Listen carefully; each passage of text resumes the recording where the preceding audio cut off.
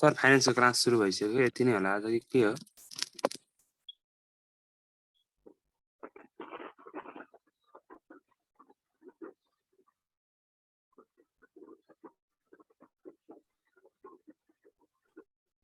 अहिले यो टाइम त एकाउन्टको पिरियड हो कसले भन्नुभयो कि फाइनेन्सको कुरा गर्नुभएको नि फाइनेन्सको क्लास सुरु भयो भने मैले फाइनेन्सको क्लास सुरु भयो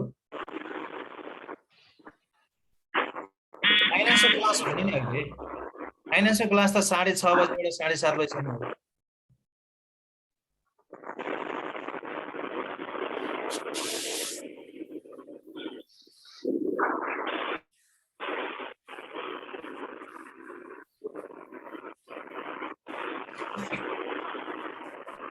एकैछिन म्युटमा बस्नु त ब्याकग्राउन्ड डिस्टर्ब हुने साथीले एकजना साथीको ब्याकग्राउन्ड डिस्टर्ब आइरहेको छ एकैछिन है त अघि हामीले हेर्दै थियौं यो चाहिँ नेक्स्ट मन्थ वैशाख भन्ने कुरा फाइन्ड आउट भयो चैत्रबाट त्यसकारणले गर्दा हामीले नेक्स्ट मन्थ वैशाख भन्ने ठाउँबाट हेर्दाखेरि यहाँनिरको कोठाको फाइन्ड आउट भएको रहेछ यो एमाउन्ट चाहिँ फाइन्ड आउट भयो भन्ने कुरा थाहा भयो त्यो यहाँनिरको यो एमाउन्ट छ नि यो 30% बाट निस्केको एमाउन्ट यहाँको यो एमाउन्ट चाहिँ यहाँनिर भनेर कसरी थाहा भयो त नेक्स्ट मन्थ र वैशाख भन्ने ठाउँको पार्टलाई हेर्दाखेरि ठ्याक्क यो कोठा पर्यो यो ठाउँ पर्यो नि त त्यसैले यो ठाउँको पैसा चाहिँ चैत्रबाट आएको रहेछ भन्ने कुरा बुझ्नु पर्यो चैत्रकोबाट आउँदो रहेछ भनेर बुझिराखौँ यो चाहिँ वैशाखबाट यो निक्लिनु पर्यो भने यहाँनिर चैत्र भन्ने ठाउँबाट आउँदो रहेछ त्यसै गरी अर्को छ नेक्स्ट फलोइङ मन्थ भन्नेमा जेठ लेखेको छ नेक्स्ट फलोइङ मन्थ पनि लेखेको छ जेठ पनि लेखेको छ अब यहाँनिर नेक्स्ट फलोइङ मन्थ भन्ने ठाउँमा वैशाख र जेठ दुईटै खाली छ तर कुनमा राख्नु पर्यो त जेठमा राख्नु पर्यो किनभने हामीले यहाँ जेठ लेखिरहेको छौँ त्यसैले यो पैसा पनि चैतबाटै आउँदो रहेछ चैतबाटै आउँदो रहेछ यो पनि चैतबाटै आएको हुँदो रहेछ भनेर बुझिराखौँ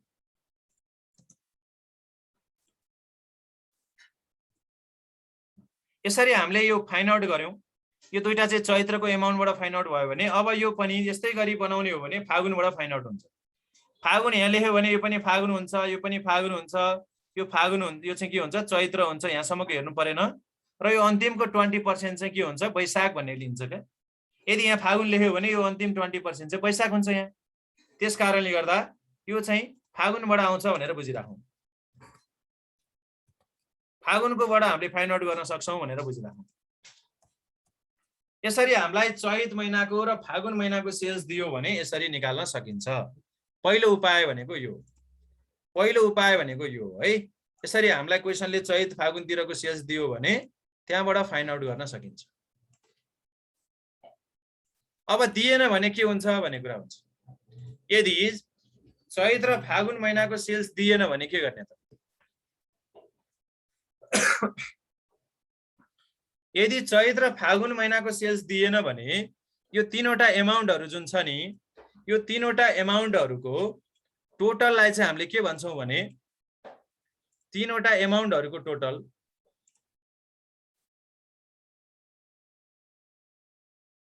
यति तीनवटा एमाउन्टहरुको टोटल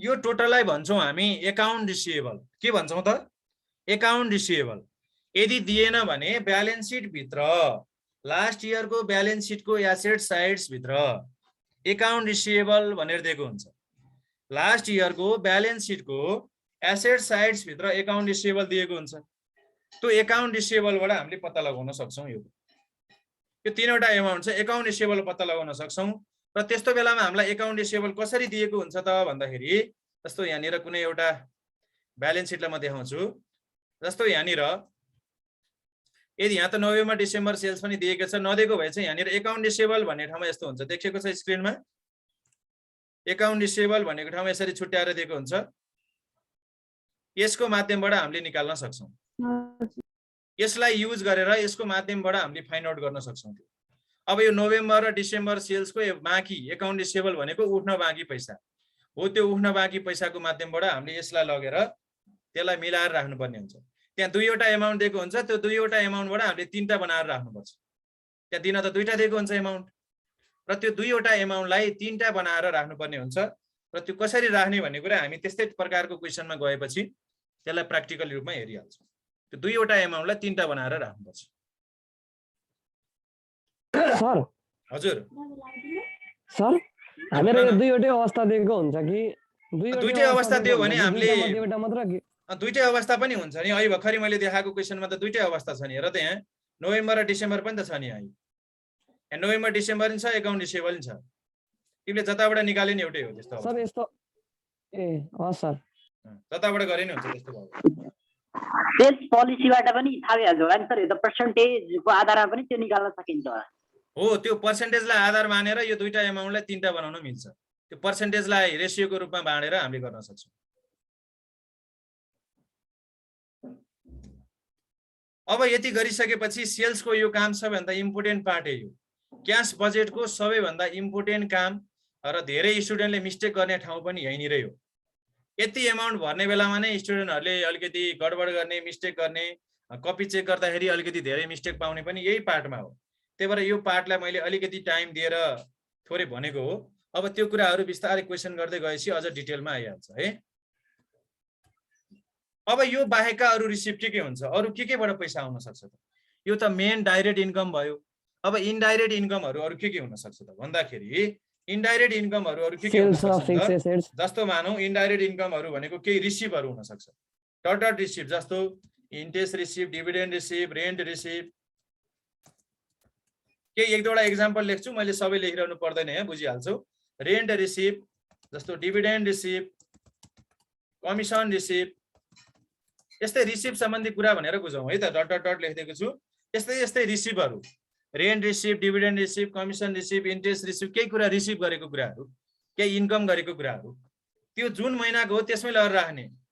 तीनटै महिना हुन्छ भने स्योर छैन, तीनटै महिना हुन्छ भने स्योर छैन, तीनटै महिना छ भने तीनटैमा राख्ने, कुनै एउटा महिनाको मात्रै हो भने त्यसमा मात्रै राख्ने, तीनटैको हुन्छ भन्ने होइन है। फेरि यो तीनटैको हुन्छ भन्ने कुरा होइन।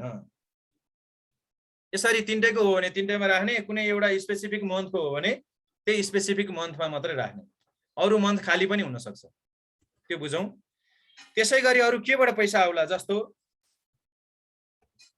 इस्यु अफ सेयर क्यापिटल अथवा चाहिँ डिभेन्चरहरू, बोन्डहरू इस्यु गर्यो भने त्यो पनि पैसा आउला।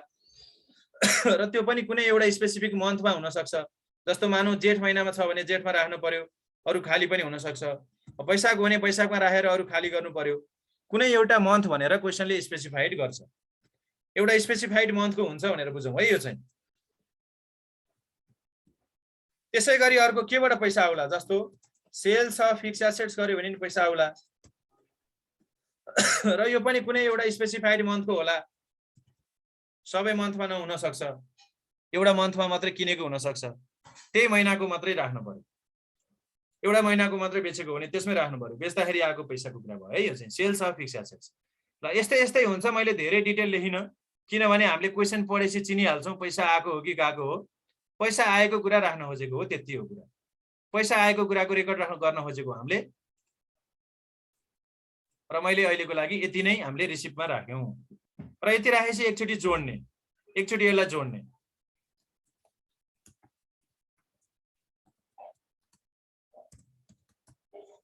एकचोटि टोटल क्यास रिसिभ भनेर यसलाई जोडिदिने।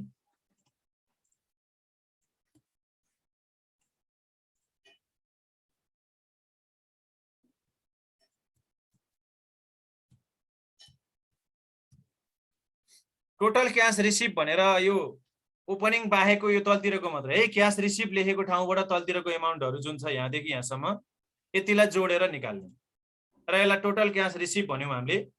र अब यो ओपनिङ जुन छ, ओपनिङ पैसा पनि त हामीलाई अहिले भइरहेकै पैसा हो नि, काउन्टरमा थियो वैशाख 1 गते नै त्यो पैसा थियो। त्यसैले त्यो पैसा त अहिले हाम्रो लागि अवेलेबल नै हो। त्यस कारणले गर्दा त्यो पैसा समेतलाई जोडेर हामीले टोटल क्यास अवेलेबल भन्छौँ। टोटल क्यास अवेलेबल भनेको के रहेछ त? Total cash receive plus opening cash balance. Total cash receive TCR भनेको total cash receive plus opening cash balance. यसलाई जोडेर हामीले चाहिँ के गर्छौँ त? यसको नाम चाहिँ ए भनेर राखिदिन सक्छौँ। ए भनेको अहिले हामीलाई तल हिसाब गर्नलाई सजिलो होस् भनेर ए भन्ने नाम राखिदिएको हो। यसलाई हामीले ए भन्ने नाम दिन सक्छौँ। र यो दुईवटा, यो र ओपनिङ र यो जोडेर हामीले यहाँनिर निकालिदिन्छौँ।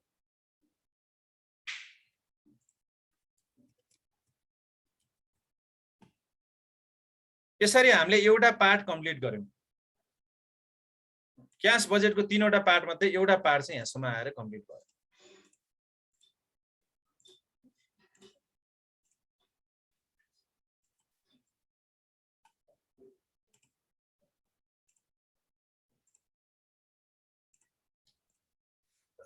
फर्स्ट पार्ट भनेको टोटल क्याश अवेलेबल निकाल्ने पार्ट चाहिँ कम्प्लिट भयो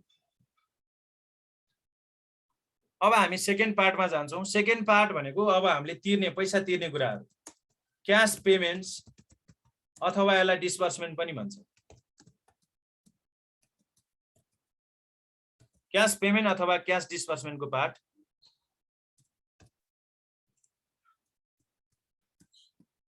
अब हामीले पैसा तिर्ने कुरा गर्दा जुन सामानलाई हामीले हिजो अघि बेच्यौं त्यो सामान त हामीले किनेर ल्याएको हो र किनेर ल्याएको सप्लायर्सलाई पनि त पैसा तिर्नु पर्यो नि किनेर ल्याएको ठाउँमा नि पैसा तिर्नु पर्यो र किनेर ल्याएको ठाउँमा पनि तत्काल ल्याउने बित्तिकै क्याश तिरेको हुन नि सक्छ क्रेडिटमा ल्याएर हामीले बिस्तारै तिर्दै गएको हुन नि सक्छ अथवा अलिकति चाहिँ क्याशमा ल्याएर बाँकी अलिकति क्रेडिटमा तिरेको नि हुन सक्छ यसमा पनि त्यो कन्डिसन हुन सक्छ अब अहिलेको लागि चाहिँ म यहाँ दुईवटा कन्डिसन राखिदिन्छु के कन्डिसन राखिदिन्छु भने पर्चेजमा चाहिँ मर्केन्डाइज पर्चेजमा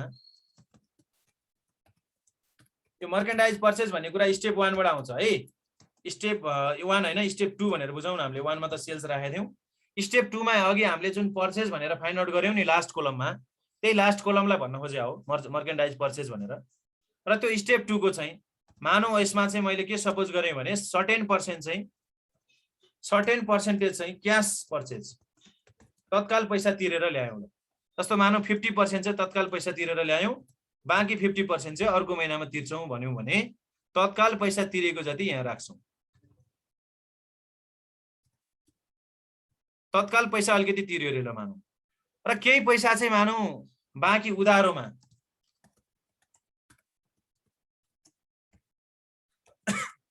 केही पैसा चाहिँ क्रेडिट पर्चेज चाहिँ हामीले के गर्यौं त भन्दा सर्टेन पर्सेन्ट जुन क्रेडिट पर्चेज छ त्यो चाहिँ हामीले नेक्स्ट मन्थमा तिर्ने भयो उधारोमा ल्याएको जति चाहिँ कहिले तिर्ने भयो रे नेक्स्ट मन्थ जुन क्रेडिट पर्चेजको पेमेन्ट चाहिँ हामीले नेक्स्ट मन्थमा गर्ने भयौं भने यसमा पनि एउटा कोठा खाली छोडेर हामीले राख्नुपर्ने हुन्छ नेक्स्ट मन्थ भन्ने बित्तिकै अर्कोमा गयो र यो अर्कोमा जाँदाखेरि रिमार्क्स सम्ममा पुग्यो रिमार्क्समा नि पुग्यो यो र यो रिमार्क्समा पुगिसकेपछि अब यो सुरुको एउटा खाली छ यो खाली ठाउँ कसरी भर्ने त अब एउटा कोठा खाली बस्छ नि नेक्स्ट मन्थ भनेपछि नेक्स्ट मन्थ भन्यो भने एउटा कोठा खाली बस्छ यो खाली कोठा चाहिँ के ल्याएर भर्ने होला ल भन्नु त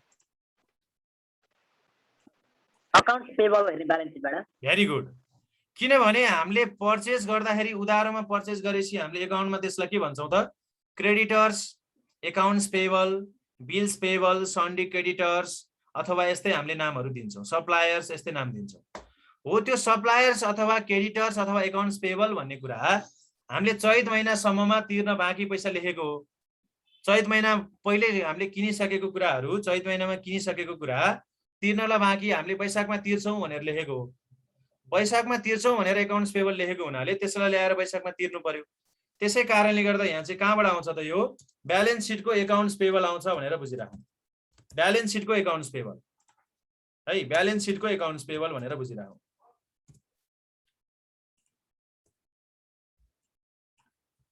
एकाउन्ट्स पेबलको सट्टामा बिल्स पेबल क्रेडिटर्स सप्लायर्स यस्तो केही लेखेको नि हुन सक्छ यो चाहिँ ब्यालेन्स सिटको एकाउन्ट्स पेबलबाट यहाँ राखिसकेपछि एउटा कुरा के बुझौं भने यो बाहिर निस्केकोलाई पनि हामीले न्यू एकाउन्ट्स पेबल भन्न सक्छौं जसरी यहाँनिर यो भित्र राखेकोलाई यहाँ माथि एकाउन्ट्स रिसिभेबल भनेको थियौ नि त्यसैगरी यो तीनटालाई पनि हामीले एकाउन्ट रिसिभेबल भन्नुपर्छ त्यो पछि ब्यालेन्स सिटमा काम लाग्ने कुरा हो त्यसलाई अहिले नै हामीले यहाँनिर बुझिराख्यौं भने पछि ब्यालेन्स सिटमा सजिलो हुन्छ यो पार्ट छ नि जुन यति पार्टलाई चाहिँ हामीले के भन्नुपर्ने हुन्छ त account receivable new account receivable भनौं न अझ त्यो भयो भने अझै सजिलो होला किनभने पहिलाको एकाउन्ट रिसिभेबललाई हामीले युज गरिसकेका हुन्छौं र त्यो ठाउँ खाली भएको हुन्छ र त्यो ठाउँ खाली भएको हुनाले यसलाई हामीले के नाम दियौं त न्यू एकाउन्ट रिसिभेबल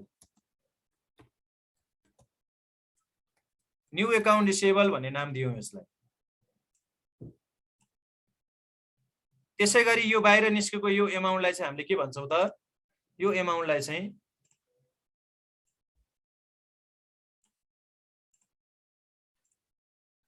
यसलाई चाहिँ न्यू एकाउन्ट्स पेएबल भन्छौँ। यो पछि अन्तिम स्टेपमा रहेको ब्यालेन्स सिटमा काम लाग्छ। ब्यालेन्स सिटमा हामीले यसलाई युज गर्नुपर्ने हुन्छ। यति गरेपछि पर्चेसको काम पनि सकियो। अब हामीले अफिसबाट अरू खर्चहरू तिर्नुपर्ने हुन्छ। अफिसियल खर्चहरू जसलाई हामीले अफिस एडमिनिस्ट्रेटिभ ओभरहेड भन्ने गर्थ्यौँ नि, ओभरहेडहरू तिर्नु पर्यो, इन्डाइरेक्ट एक्सपेन्सेसहरू तिर्नु पर्यो, जसलाई ओभरहेड भन्छौँ।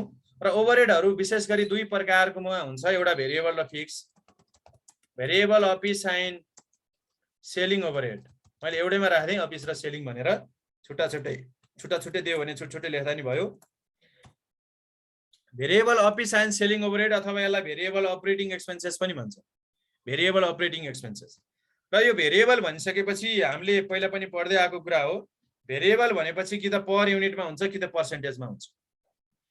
पर युनिटमा दियो भने सेल्स युनिटले मल्टिप्लाई गर्नु पर्यो, र पर्सेन्टेजको आधारमा दियो भने चाहिँ जस्तो डट पर्सेन्टेज दियो भने चाहिँ पर्सेन्टेज अफ सेल्स रुपिज हुन्छ। पर्सेन्टेज दियो भने सेल्स रुपिजबाट निकाल्ने, पर युनिट दियो भने सेल्स युनिटबाट निकाल्ने। पर्सेन्टेज दियो भने सेल्स रुपिजले मल्टिप्लाई गरेर निकाल्ने र आफ्नो महिनामा राखिदिने। आफ्नो महिनाको सेल्सले मल्टिप्लाई गरेर आफ्नो महिनामा राखिदिने। तर कहिलेकाहीँ यो पनि नेक्स्ट मन्थ भनिदिन सक्ला। फेरि नेक्स्ट मन्थ भनिहाल्यो भने यसलाई पनि एउटा कोठा खाली छोडेर राख्नुपर्छ।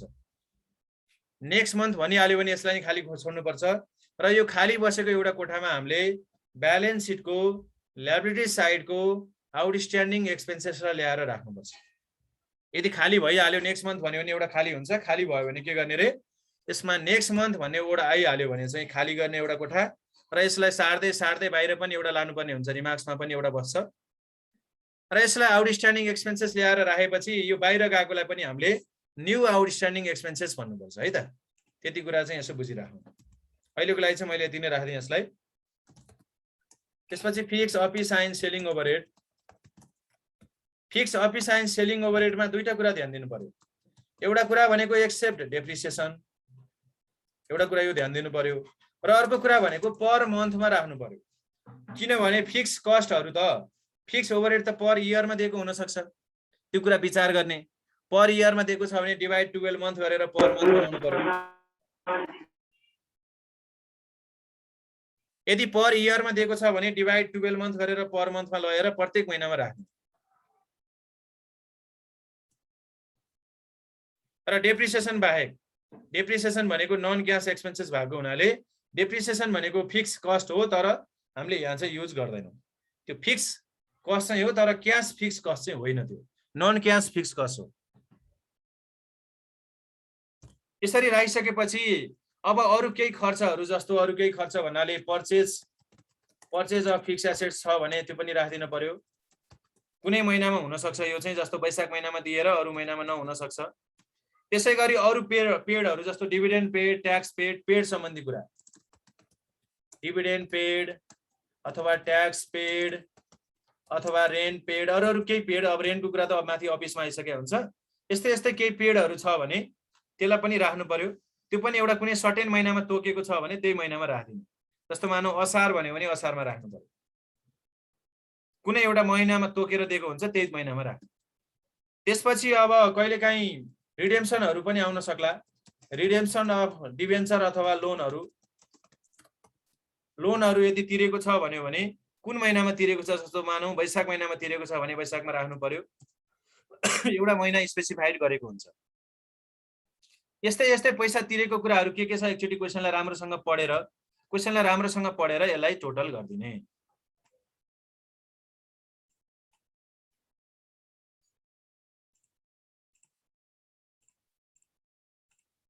र यसलाई टोटल गरेर टोटल क्याश पेमेन्ट भन्ने।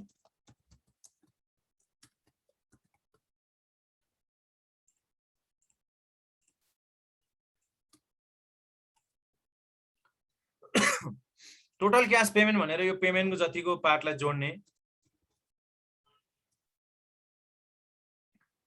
र जोडिसकेपछि हाम्रो महिनाभरि यति खर्च हुन्छ भन्ने कुरा हामीलाई थाहा भइसकेपछि, जस्तो बिहान हामी घरबाट निस्किँदैछौँ, दिनभरि हाम्रो चाहिँ खर्च, जस्तो कलेजमा फर्म भर्न जाँदैछौँ, फर्म भर्नको लागि 1500 रुपियाँ खर्च लाग्छ भन्यो भने हामीले बिहान घरबाट निस्किँदा पर्समा 1500 रुपियाँ मात्रै नेट राखेर निस्किन्छौँ त? त्यस्तो त गर्दैनौँ नि हामी। पर्समा अलिकति भयो नि केही बढी पैसा राखेर हिँड्छौँ नि। त्यस्तै अफिसले पनि कम्पनीले पनि महिनाभरि यति खर्च हुन्छ भन्ने कुरा थाहा पाइसकेपछि ठ्याक्कै त्यति मात्रै पैसा मिलाएर म्यानेज गरेर हुँदैन। अलिकति बढी पैसा एक्स्ट्रा केही हामीले पर्समा लुकाएर राखे जस्तै काउन्टरमा अलिकति पैसा लुकाएर राखिरहनुपर्छ। काउन्टरमा अलिकति पैसा लुकाएर छुट्याएर राख्नुपर्छ।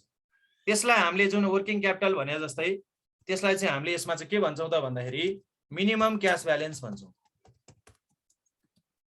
मिनिमम क्याश ब्यालेन्स भनेको जस्तो हामीले वर्किङ क्यापिटल भने जस्तै हो भनेर बुझौँ है। काउन्टरमा अलिकति पैसा छुट्याएर राखेको भनेर बुझौँ। र यो चाहिँ पर मन्थकै आधारमा दिएको हुनाले प्रत्येक महिनामा सेम एमाउन्ट राख्ने। सेम एउटा एमाउन्ट दिएको हुन्छ, त्यही एमाउन्टलाई प्रत्येक महिनामा राख्ने। र यो दुईटालाई याड गरिसकेपछि हाम्रो क्वेसनको सेकेन्ड पार्ट फाइन्ड आउट हुन्छ।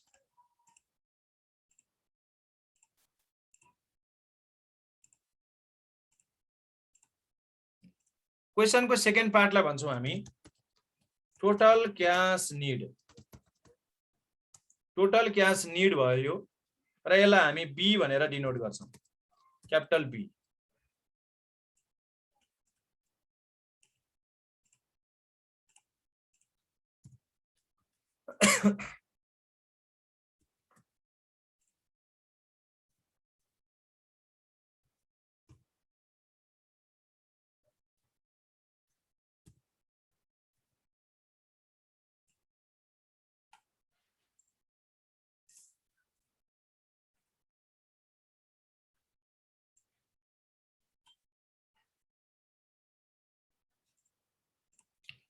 हामीले दुईवटा पार्ट निकाल्यौँ, एउटा क्याश एभाइलेबल र एउटा क्याश निड भन्ने पार्ट निकाल्यौँ। अब यसको पार्ट कन्टिन्यू हामी भोलि गर्छौँ है। यसमा अलिकति लास्टमा अलिकति पार्ट बाँकी छ, यसलाई यसो एकचोटि घरमा राम्रोसँग हेर्ने यो फर्मेटलाई। यो पार्टलाई चाहिँ भोलि हामी कन्टिन्यू गर्छौँ। र हाम्रो नोटिसको आधारमा चाहिँ अब भोलिबाट चाहिँ हाम्रो फुल फी पेड गरेका साथीहरू मात्रै हाम्रो क्लासमा हुनुहुन्छ। त्यस कारणले गर्दा अब भोलि बेलुका 6 बजेसम्ममा पेड गरेका साथीहरूलाई हामीले ग्रुपमा राख्छौँ।